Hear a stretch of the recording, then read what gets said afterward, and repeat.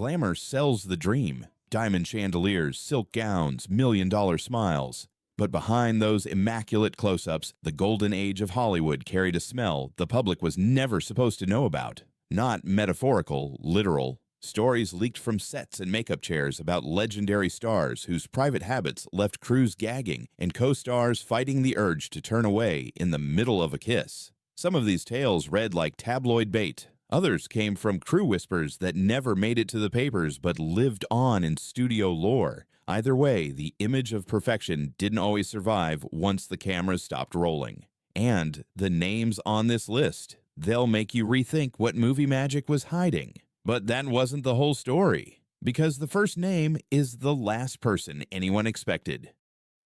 Marilyn Monroe, iconic beauty, unforgiving heat, and a set no one forgot. It feels almost impossible to pair Marilyn Monroe with anything unpleasant. Platinum glow, porcelain skin. That teasing line about sleeping in nothing but number 5. And yet, the desert knows no glamour. During the Misfits shoot in Nevada's blistering summer, the heat didn't care about myth-making.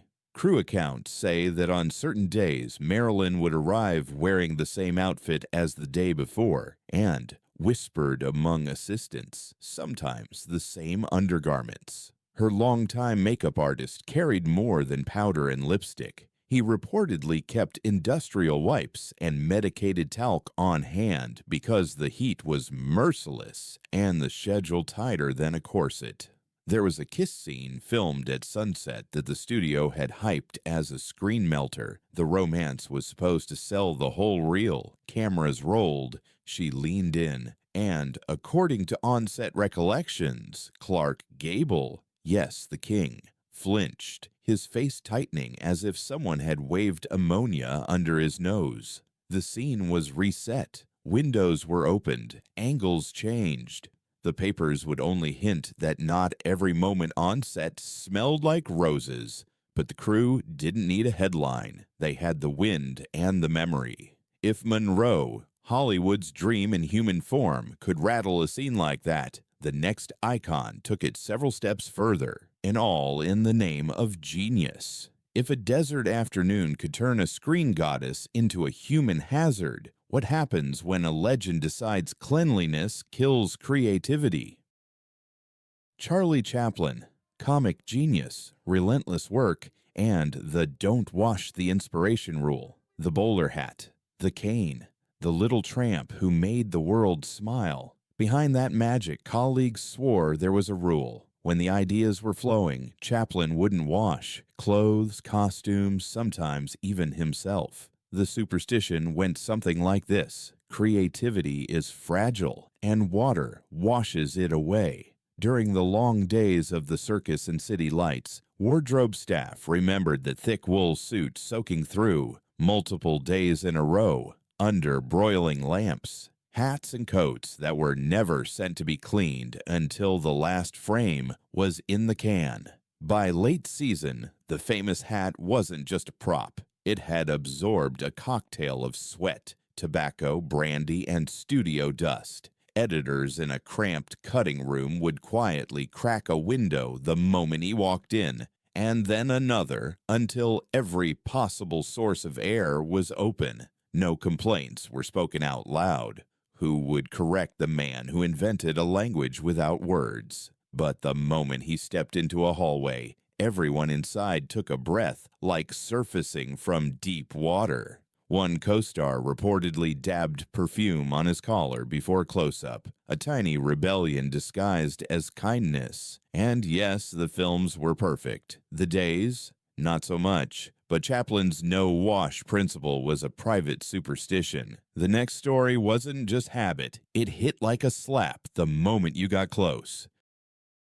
Elvis Presley, a kiss that became legend for all the wrong reasons. No one sold romance like Elvis. He stepped into frame and the room turned to velvet. Then came the close-ups, those famous kiss scenes, and a very different legend followed. Co-stars have described a breath that could make eyes sting.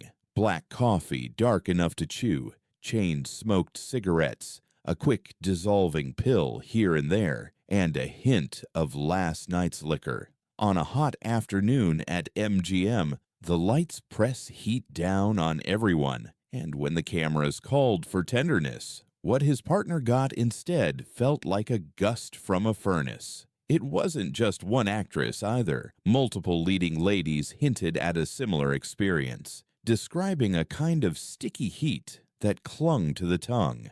In crew hallways, the phrase "the king's breath" was said with a sympathetic shrug, like a weather report you couldn't change. It never dented the fan frenzy, of course. Fame can drown out anything, but it changed the way the people closest to him braced for certain scenes. Romantic montage, prep the mints. And yet, breath disasters didn't only belong to rock royalty. The next queen's problem was the opposite. Too much perfume, not enough pause. Elizabeth Taylor, Cleopatra's perfume, Roma heat, and a set that needed air. The image of Elizabeth Taylor as Cleopatra is burned into film history. A goddess in gold, kohl-rimmed eyes, regal in every move. But the costume that made the myth also trapped a problem. Heavy fabrics, hot studio air, lights angry as the sun. According to set gossip and European press snippets, there were stretches where bathing took a back seat to schedule, and perfume tried to do the heavy lifting. No perfume can fight physics. When sweat melts makeup and saturates brocade, the scent turns dense. Sweet at first, then oppressive, then overwhelming. One day, a wardrobe assistant reportedly bent to adjust the hem of Taylor's gown and jolted upright, hand to mouth, pale as a sheet. Doors flew open, fans roared, filming paused. The studio denied anything dramatic, but by then the story had a life, especially with tabloids eager to print the words Cleopatra and secret in the same sentence. On screen, she remained untouchable. Off-screen, crew members learned to pace their breathing. Irony loves Hollywood. The same era's most polished gentleman carried a problem no amount of charm could hide. Clark Gable, a perfect smile with a terrible secret. He was the blueprint for leading men. Tall, tailored, easy with a grin. But behind that grin, crew lore says, lived a long fight with gum disease that led to early dentures.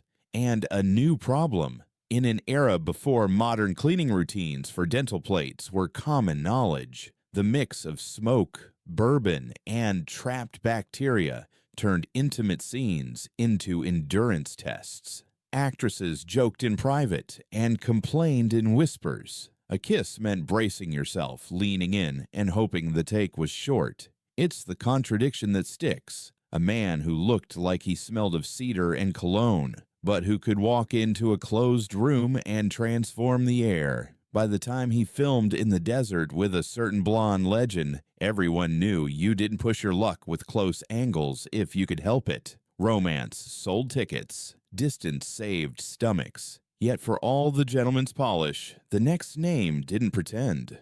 He brought last night to set like a calling card.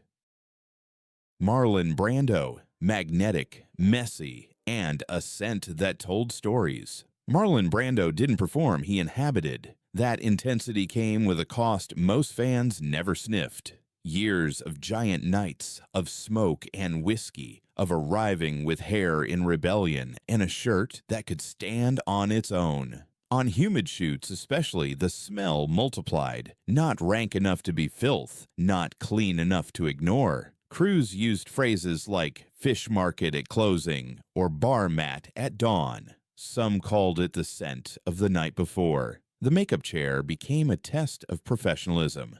During the chaos of Apocalypse Now, stories multiplied. He would settle into position, and within seconds you understood why scene partners subtly angled their faces away mid-line. It wasn't cruelty, it was survival.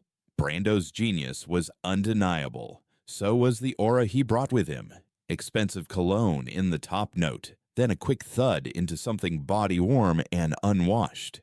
If charisma had a smell, sometimes it wasn't friendly. And still, no one institutionalized the problem quite like the next leading man who needed a toolkit before close-ups even started.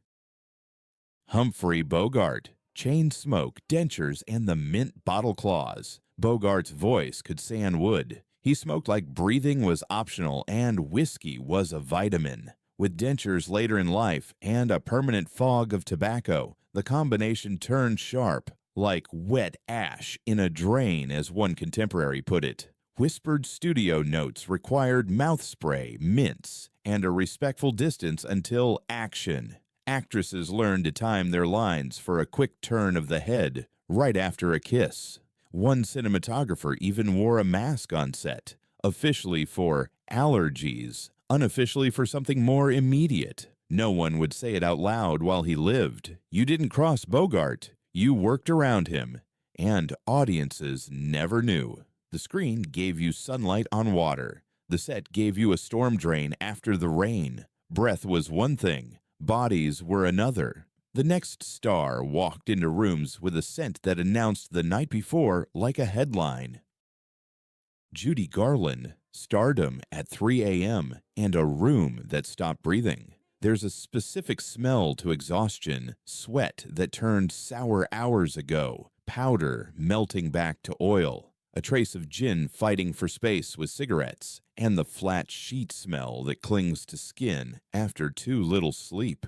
During grueling shoots on A Star is Born, assistants tried to wrangle timelines that didn't hold. She would sweep in late, work like her life depended on it, and leave a dressing room that felt like a hospital corridor after visiting hours. Crew members remember coughing fits near the makeup chair, a stage hand stepping outside in a panic, the entire set turning into a place where air felt thick enough to slice. It wasn't cruelty, it was collapse. Stardom can be a tightrope, and sometimes the wire cuts your feet. But disorder wasn't always caused by pain. The next legend's chaos was recreational, and he brought it to work like party favors.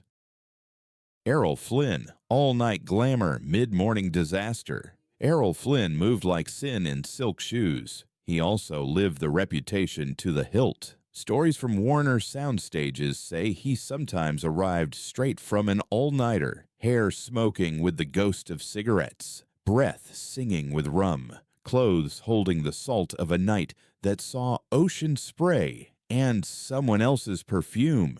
Under hot lamps, it bloomed. Not the gentle someone's been dancing kind of bloom.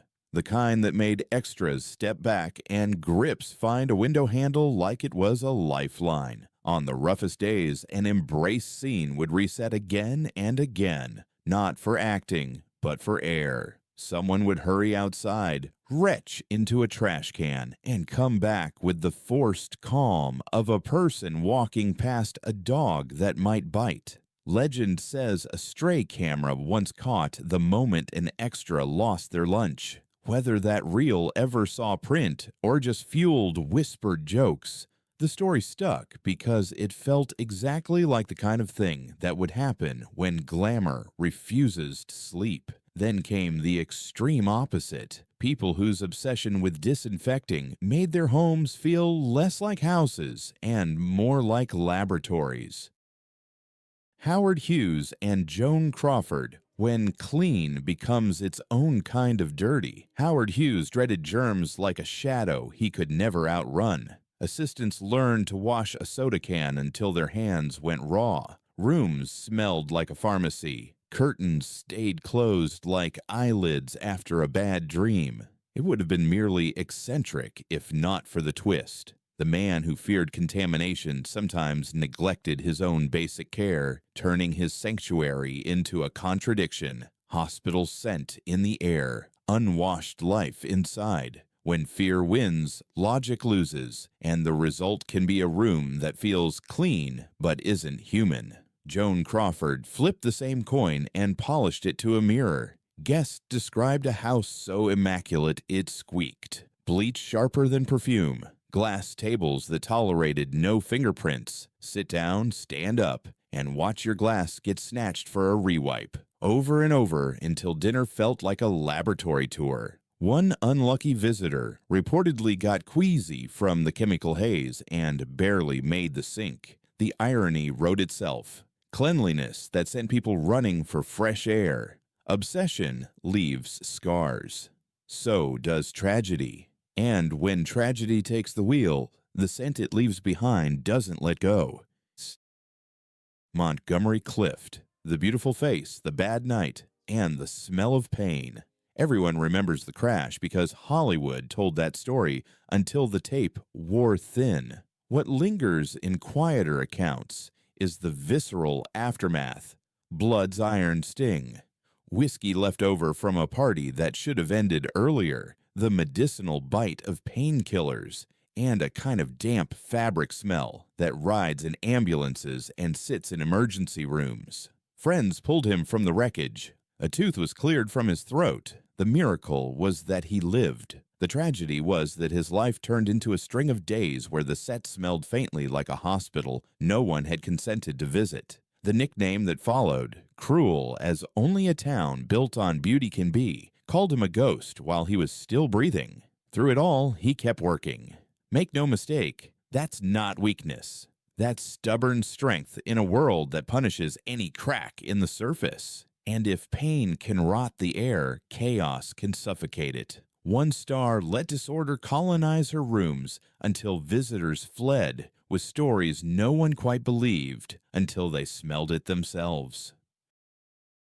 Tallulah Bankhead, the apartment people couldn't forget or forgive. Some homes whisper, this one shouted, cigarette smoke without end, cheap gin sweating in the glass, food that stopped being food weeks ago, and the unmistakable sour perfume of laundry that missed its last 10 dates with soap. Visitors swore they saw a rat treat the living room like a deli. An unlucky producer found out the hard way that the armchair in the corner had a secret under the cushion, a secret you absolutely do not want to discover by sitting on it. He stood up, went pale, and was violently sick while the hostess laughed like it was a punchline.